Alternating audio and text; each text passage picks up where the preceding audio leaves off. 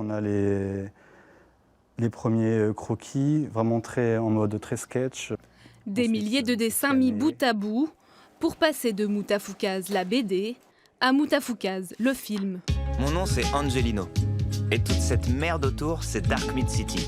L'histoire d'un jeune homme à la dérive dans une ville californienne ultra-violente. Dark Mid City.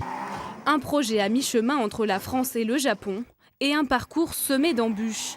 8 ans séparent les premiers synopsis de la sortie du film. C'est un petit miracle dans le sens où un film comme ça n'aurait jamais pu être produit en France habituellement. Là, il se trouve que c'est Ankama qui a produit à 100% le film sur fonds propres. Donc c'est déjà extraordinaire. Et hors circuit, donc sans aide du CNC, sans distributeur, on est vraiment parti la fleur au fusil. Et j'espère qu'on va ouvrir une voie dans le cinéma français, en tout cas dans le cinéma d'animation en France. Ouais.